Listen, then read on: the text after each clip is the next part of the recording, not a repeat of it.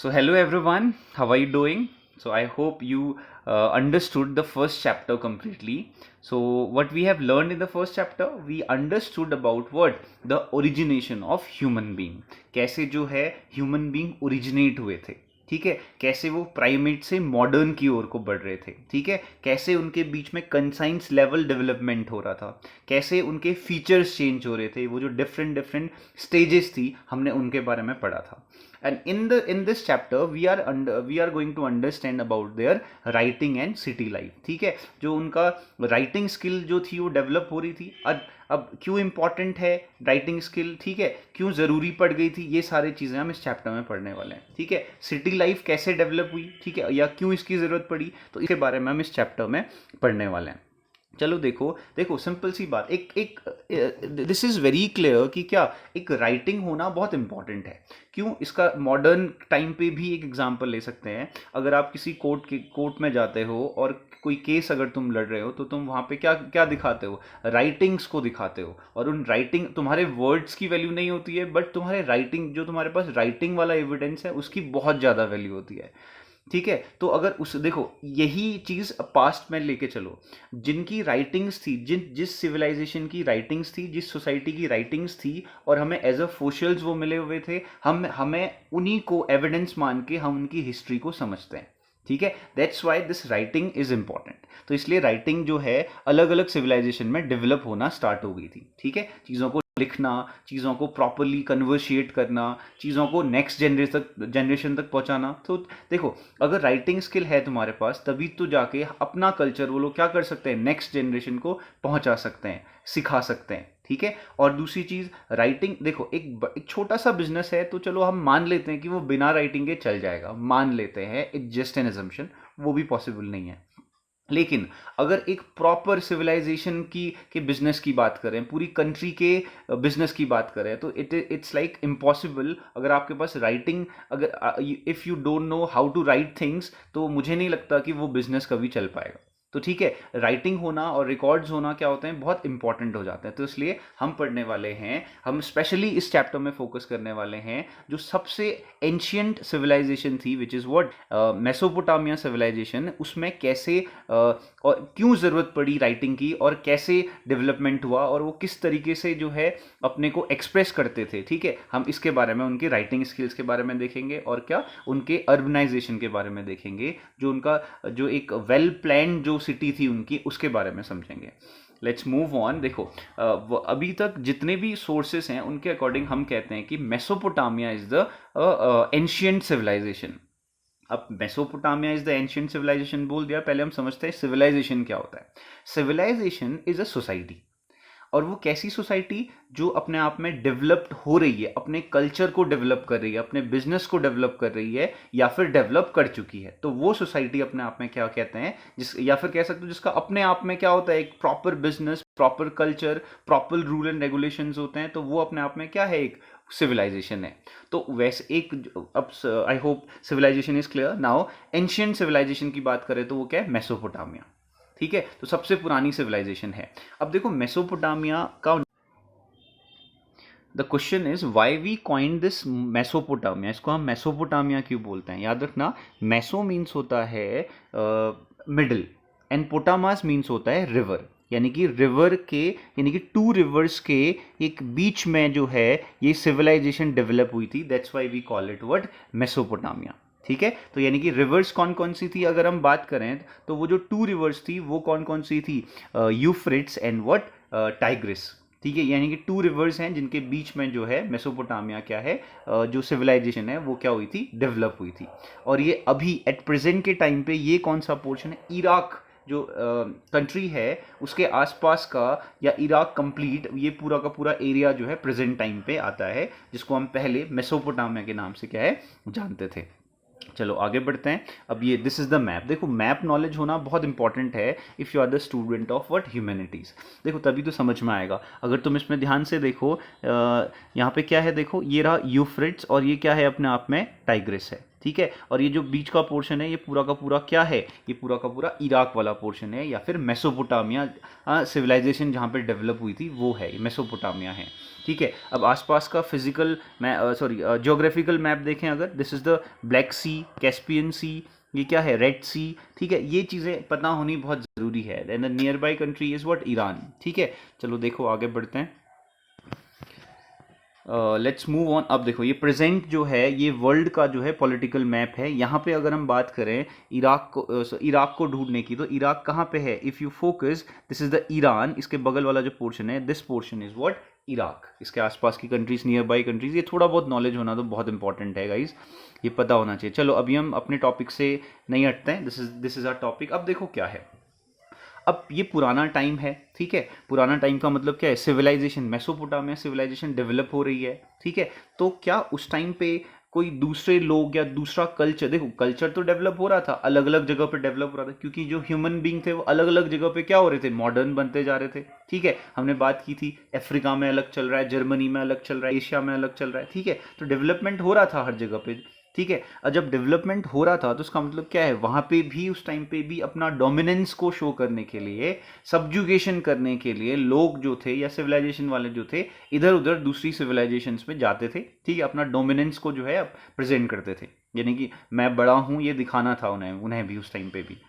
Present scenario भी ऐसा ही है, ठीक है। तो हम बात करते हैं उस टाइम पे क्या मेसोपोटामिया में क्या था, क्या अटैक्स नहीं हुए थे, तो the answer is yes, attacks हुए थे। किसने किए थे, सुमेरियंस ने किए थे, ठीक है। अकाडियंस ने किए थे, ठीक है।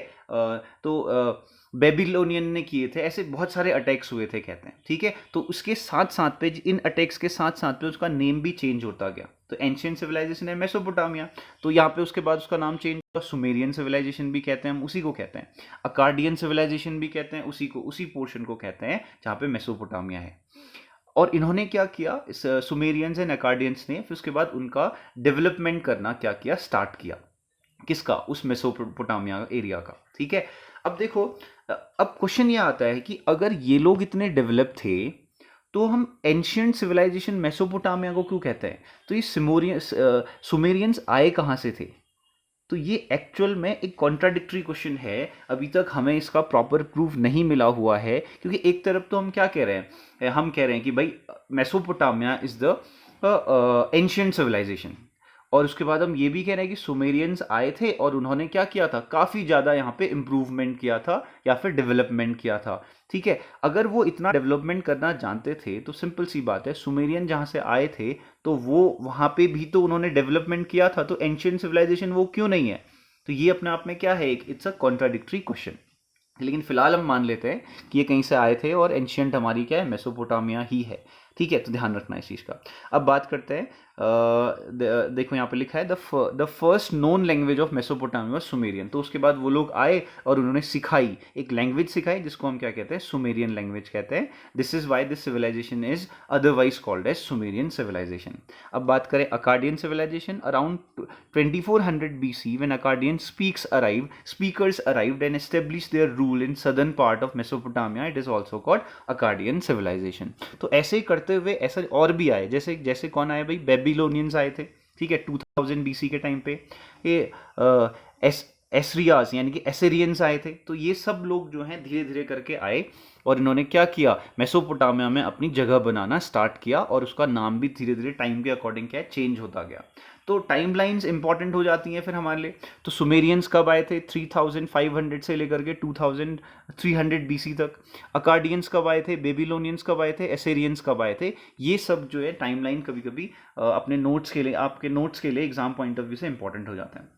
अब देखो, अब बात करते हैं, जब सुमेरियंस आए तो इन्होंने कुछ डेवलपमेंट किया, अकाडियंस आए इन्होंने कुछ डेवलपमेंट किया, बेबीलोनियंस आए इन्होंने कुछ डेवलपमेंट किया। तो इन सब ने क्या है, कुछ ना कुछ डेवलपमेंट किया, तब जाके मेसोपोटामिया जो है इतना फेमस हो पाया कि क्या वो बहुत उनकी राइटिंग के लिए जाना जाता है, उनके अर्बनाइजेशन के लिए जाना जाता है, उनके बिजनेस के लिए जाना जाता है। तो धीरे धीरे करके थोड़ा सा इंप्रूवमेंट होता गया। देखो अब बात करते हैं क्या, लैंग्वेजेस की बात करते हैं। लेट्स, तो जो अलग अलग लोग आए उन्होंने क्या किया, अपनी अलग अलग लैंग्वेजेस स्टार्ट की थी, हम बात कर रहे थे। तो सुमेरियंस आए तो उन्होंने सुमेरियन लैंग्वेज स्टार्ट की, अकाडियंस आए तो अकाडियंस ने अपनी लैंग्वेज स्टार्ट की। तो अरेमिक लैंग्वेज, एक ये क्वेश्चन भी बन सकता है क्योंकि ये डिफरेंट है। सुमेर ने स्टार्ट की, हमने याद कर लिया, लेकिन अरेमिक, तो ये लैंग्वेज किसने स्टार्ट की थी, ये स्टार्ट की थी असेरियंस ने स्टार्ट की थी, ठीक है।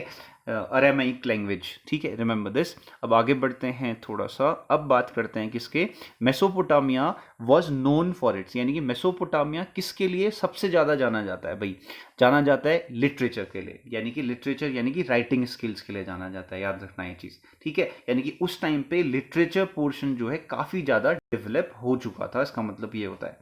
ये मैथमेटिक्स के लिए जाना जाता है, यानी कि उस टाइम के लोग जो है मैथ्स को भी समझते थे प्रॉपर वे में, ठीक है। सिटी लाइफ के लिए जाना जाता है वहाँ, यानी कि इसका मतलब क्या है, उस टाइम पे काफ़ी ज़्यादा सिटीज़ जो थी डेवलप हो चुकी थी, अर्बनाइजेशन हो चुका था। अपने ट्रेड्स के लिए जाना जाता है, ठीक है, अपने एस्ट्रोनॉमी के लिए जाना, देखो एस्ट्रोनॉमी भी जानते थे ये लोग उस टाइम पे, तो वी कैन एज्यूम दैट कितना डेवलप होते होंगे उस टाइम के लोग, जबकि टेक्नोलॉजी इतनी कम है उसके बाद भी वो लोग क्या है, इतनी सारी चीज़ें जो हैं जानते हैं। देखो, now the question is how we know that they know everything like this, तो यानी कि ये जो सोर्सेज हैं वो क्या हैं, जो सोर्सेज थे, देखो किस ये जो सोर्सेज गिवन है ये एक्चुअली हर किसी सिविलाइजेशन के लिए इंपॉर्टेंट है।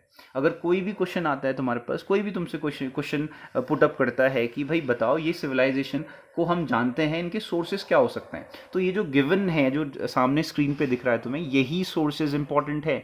देखो हमें क्या मिले, उस एंशियंट टाइम के बिल्डिंग्स के फोसिल्स मिले, स्टैच्यूज मिले, ऑर्नामेंट्स मिले, ग्रेव्स मिले, ठीक है, सील्स मिली, और क्या टूल्स मिले, रिटन डॉक्यूमेंट्स मिले, तो इतनी सारी चीज़ें मिली हमें, तब जाके हम कहते हैं कि मेसोपोटामिया जो है एक काफ़ी डेवलपमेंट सिविलाइज्ड और क्या अपने आप में एंशियंट सिविलाइजेशन थी, ठीक है। वहाँ के लोग जो थे जीनियस थे, वहाँ के लोग जो थे बिल्डिंग्स बनाते थे, वहाँ के लोग ऑर्नामेंट्स पहनते थे, वहाँ के लोग राइटिंग्स में अपने डॉक्यूमेंट्स लिखते थे, अपने कल्चर को लिखते थे, अपना बिजनेस नोट करते थे। दिस इज़ वेरी इंपॉर्टेंट, ध्यान रखना इस चीज़ को। अब देखो ये एक छोटा सा map, again we are seeing map here.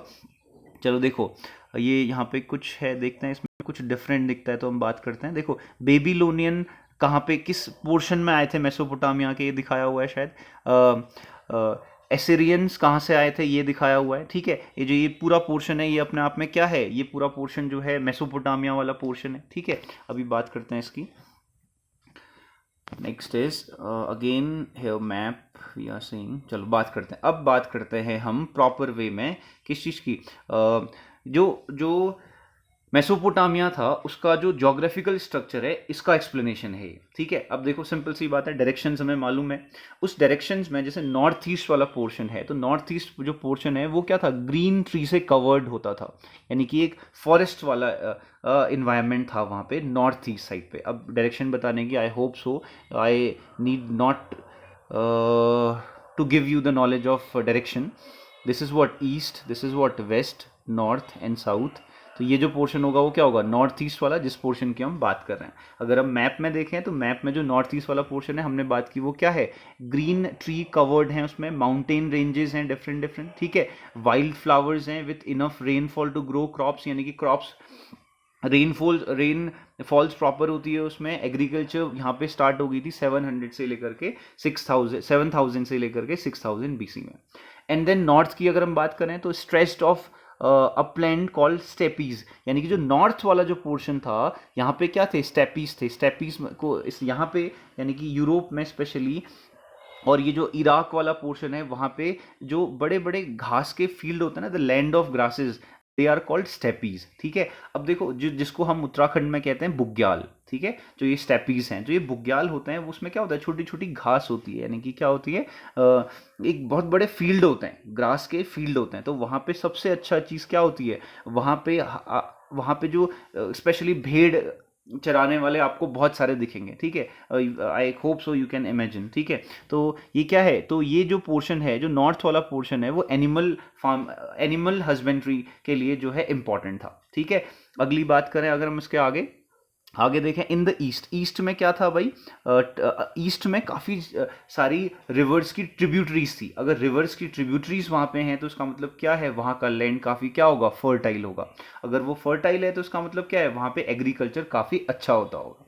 अब बात करें सदर्न पार्ट की, तो सदर्न पार्ट जो था डेजर्ट भी था। तो यानी कि देखो यहाँ पे एक चीज़ देखने को मिल रही है, ये जो मेसोपोटामिया का जो ज्योग्राफी है, जो लैंडस्केप है वो काफ़ी अच्छा है, ठीक है, यहाँ पे सारी चीज़ें देखने को मिल रही हैं हमें, जंगल भी हैं, ठीक है, यहाँ पे जो लॉन्ग ग्रास फील्ड भी दिख रहे हैं, यहाँ पे डेजर्ट भी दिखाई दे रहा है यहाँ पे, ठीक है, यहाँ पे रिवर तो वैसे भी मेसोपोटामिया जो है रिवर से ही कवर्ड है दोनों साइड से, ठीक है, तो यानी कि ये क्या है, एक काफ़ी अच्छा ये ह्यूमन डेवलपमेंट के लिए क्या है, यहाँ पे एक अच्छा सा क्या है इन्वायरमेंट है, ये हमने देखा।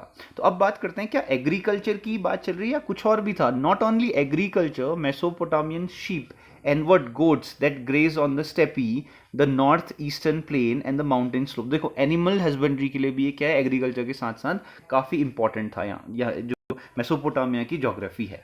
तो ये हमने समझा मेसोपोटामिया की ज्योग्राफी। अब देखो और क्या चीज़ है यहाँ पे, और बोला हुआ है कि ये fish was available in reverse. ये देखो फिश इंपॉर्टेंट थी, यहाँ पे फिश अवेलेबल हो जाती थी, ठीक है। बार्ले एंड डेट्स के ये क्या करते थे, ये लोग जर्मिनेट करते।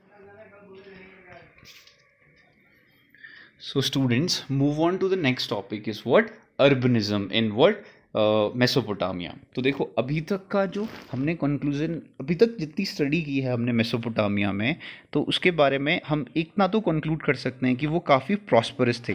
क्यों प्रॉस्परस थे? उनको लैंड अच्छा मिला, काफ़ी फर्टाइल लैंड था in between the two reverse, है ना। और उनके पास क्या थे, बड़े बड़े स्टेपीज थे, यानी कि क्या लैंड मासेस थे जिसमें काफ़ी ज़्यादा ग्रास होता है, which is very good for sheep and goat. तो ये सारी चीज़ों से हम कंक्लूड निकालते हैं।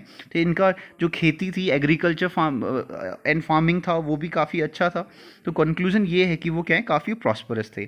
अब इनके पास इतना सारी चीज़ें थी, तो इन्होंने स्टार्ट किया उस चीज़ को ट्रेडिंग करना, ठीक है।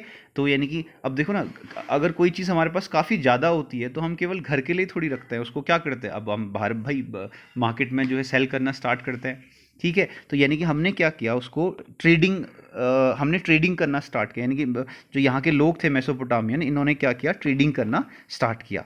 अब ट्रेडिंग करना स्टार्ट किया तो यानी कि अर्बनिज्म में हम इन सब चीज़ों को पढ़ेंगे, ठीक है। तो इन्होंने अपनी बिल्डिंग्स बनाना स्टार्ट किया, ट्रेड करना स्टार्ट किया, क्योंकि सिविलाइजेशन एक सिंगल थोड़ी थी, सिविलाइजेशन तो काफ़ी सारी थी। वहाँ उसी टाइम पे पैरेलल टाइम ये इंडिया में हड़प्पन सिविलाइजेशन चल रही थी, चाइना में अलग चल रहा था, ठीक है। तो इन लोगों से इन्होंने क्या किया, ट्रेडिंग करना स्टार्ट किया। चलो इसके बारे में पढ़ते हैं।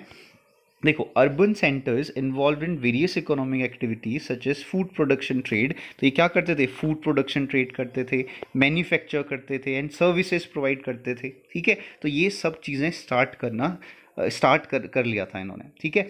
Bronze tool maker need metal charcoal, so they develop on the products on services of other people, ठीक है। तो यानी कि ये ब्रॉन्ज टूल, देखो यहाँ एक प्रॉपरली अगर हम पढ़ें, fuel metal various stones would etcetera came from many places for city manufacturers.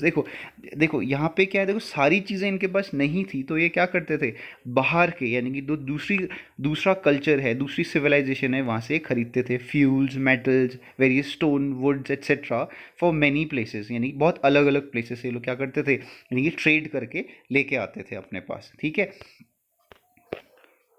और अब देखो, there are delivers of grain and other food items from the village to the city. उसके बाद देखो ये जो डिलीवरी वाला सिस्टम जो है वो भी स्टार्ट हो गया था, ठीक है। यानी कि जो गांव में डेवलप होता होगा तो सिटीज़ तक पहुंचाने का काम क्या करते थे, डिलीवर्स करते थे, ठीक है। अब उस टाइम, आजकल के टाइम पे तो डिलीवरी सेंटर्स हैं, आप फ़ोन करते हैं पहुंच जाता है, उस टाइम पे नहीं होते थे, लेकिन गांव के लोग ही अपने आप में क्या करते थे, वो ये एक तरीके से एक सर्विस है, एक तरीके से, ठीक है। Some peoples are providing service to what, to deliver the goods from villages to what, cities. तो ये काम भी स्टार्ट हो चुका था।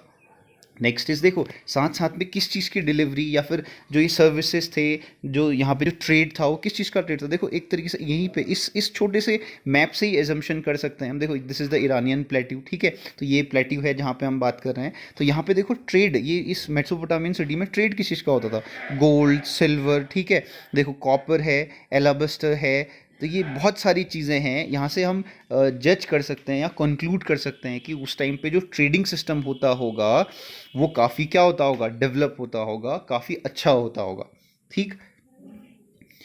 नेक्स्ट अब बात करते हैं the organised trade and storage is needed. देखो अब ट्रेड हो रहा है तो एक ऑर्गेनाइज्ड ढंग से होना बहुत इंपॉर्टेंट था, ठीक है। ये ऑर्गेनाइज ट्रेड तो था वहाँ पे, हम ये बात कर रहे हैं कि वो क्या है, ऑर्गेनाइज ट्रेड होना बहुत इंपॉर्टेंट होता है एक बड़ी सिविलाइजेशन के लिए।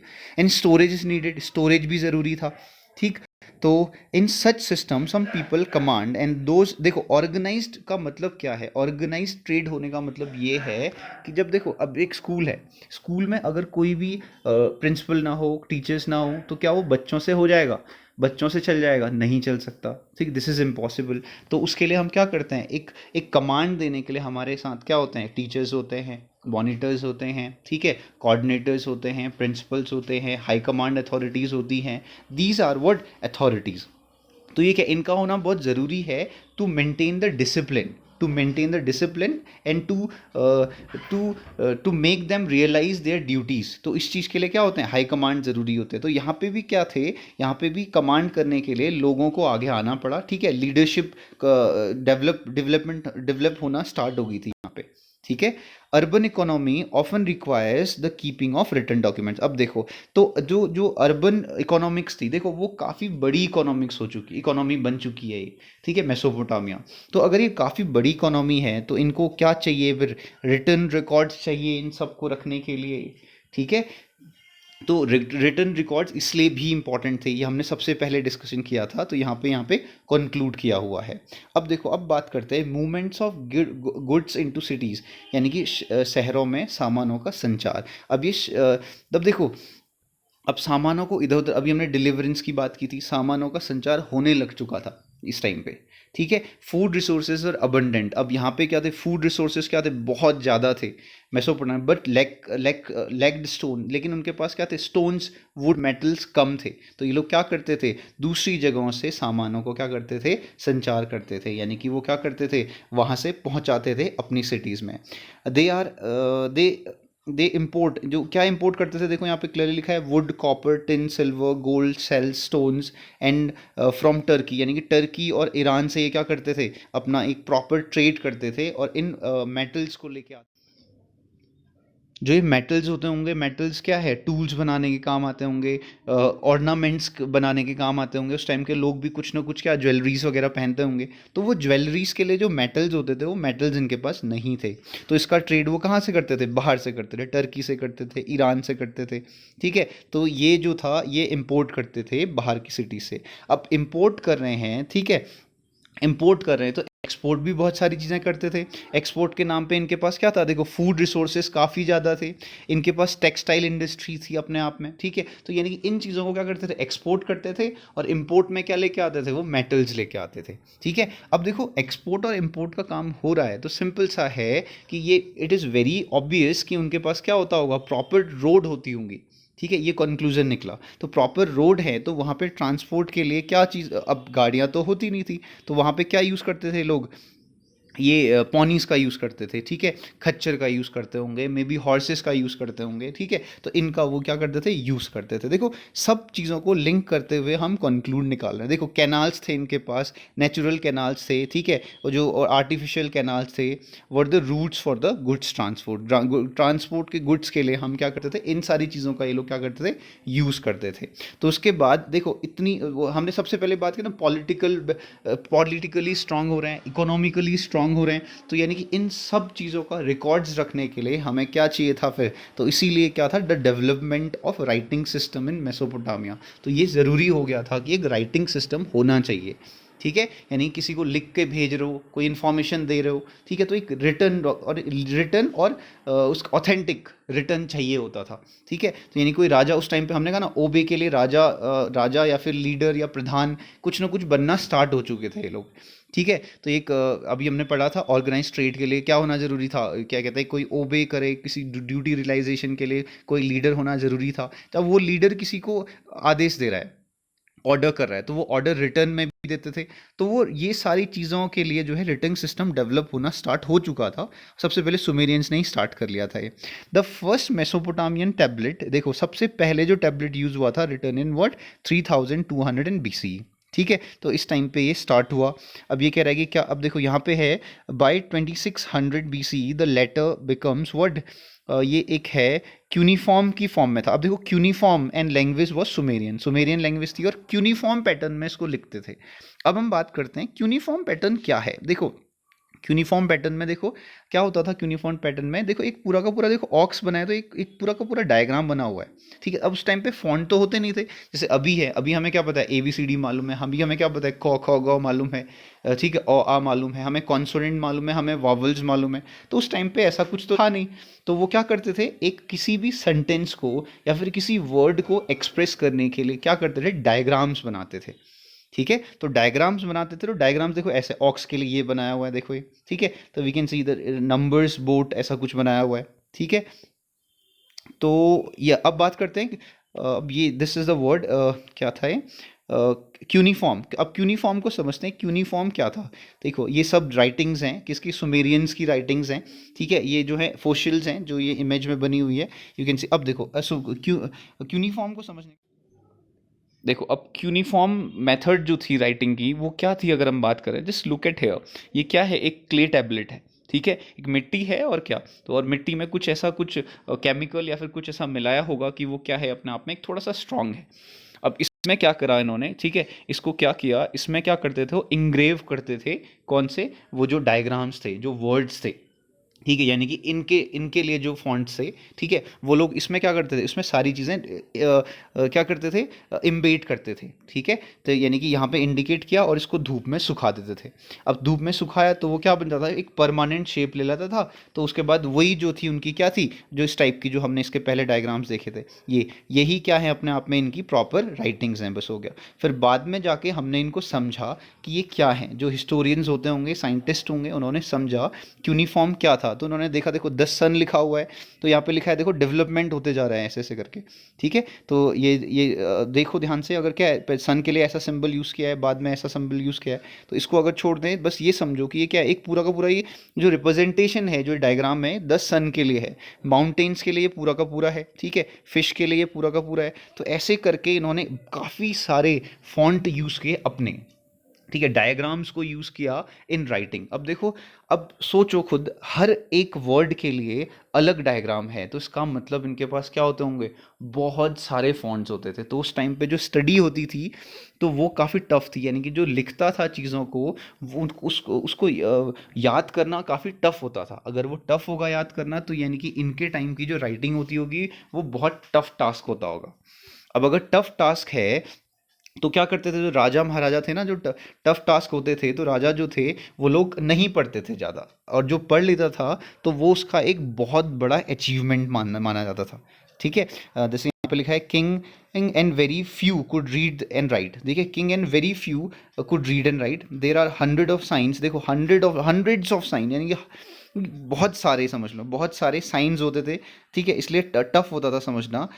It was kingship the organise trade and king, ठीक है, रिकॉर्डेड इज, देखो ये बूस्टफुल इंस्क्रिप्शंस में लिखते थे ये लोग अपने, यानी कि एक बहुत बड़ा काम कर लिया हमने। अगर मुझे राइटिंग आती हो, राजा लोग ऐसा लिखते थे, अगर जिसको राइटिंग आती होगी वो अपनी जो डायरी होता होगा या जो भी है, ठीक है, उस पर जो है अपने बारे में लिखते थे कि मैं बहुत जीनियस हूँ क्योंकि मुझे लिखना आता है। एक बहुत बड़ी चीज़ है उस टाइम के लिए।